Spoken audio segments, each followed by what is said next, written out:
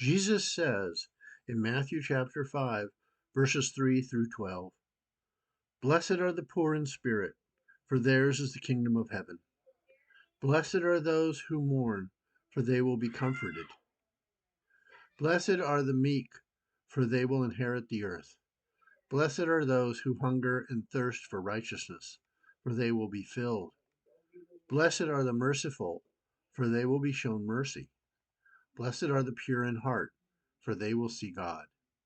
Blessed are the peacemakers, for they will be called children of God. Blessed are those who are persecuted because of righteousness, for theirs is the kingdom of heaven.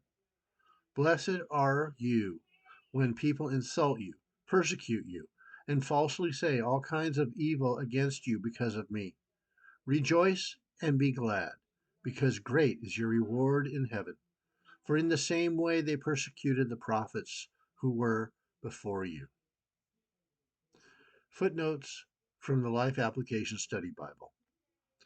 This section of Jesus' teaching is often referred to as the Beatitudes. These verses can be understood in at least four ways. Number one, they are a code of ethics and a standard of conduct for all believers. Number two, they contrast kingdom values, what is eternal, with worldly values, what is temporary. Number three, they contrast the superficial faith of the Pharisees with the real faith that Jesus demands. And number four, they show how Old Testament expectations will be fulfilled in the new kingdom. The Beatitudes are not multiple choice, as if you could pick what you like and leave the rest. They must be taken as a whole. Jesus perfectly exemplified them, and we must aim to live as he did. Each beatitude tells how to be blessed by God. Being blessed means more than being happy. It describes the fortunate or privileged position of those who belong to God's kingdom. The Beatitudes don't promise pleasure or earthly prosperity. Being blessed by God means experiencing hope and joy, independent of the outward circumstances.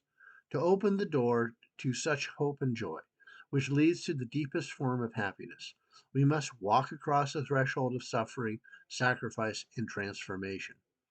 With Jesus' announcement that the kingdom was near, people were naturally asking, "How do I qualify to be in God's kingdom?" Jesus said that God's kingdom is organized differently from worldly kingdoms. In the kingdom of heaven, wealth and power and authority are unimportant. The first and primary quality needed is humility, recognizing your need for God. Kingdom people seek different blessings and benefits than people of the world. They also have different attitudes. Do your attitudes reflect the humility and self sacrifice of Jesus, your King? Jesus began his sermon with words that seem to contradict each other, but God's way of living usually contradicts the world's. Jesus' life certainly contradicted the status quo and normal way of living in the first century. If you want to live for God, you must be ready to say and do what seems strange to the world, what other people may not understand or accept.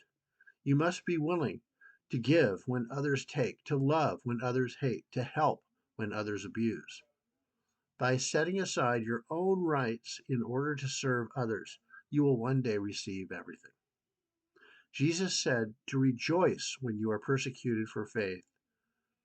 Persecution can be good because 1. It takes our eyes off earthly rewards.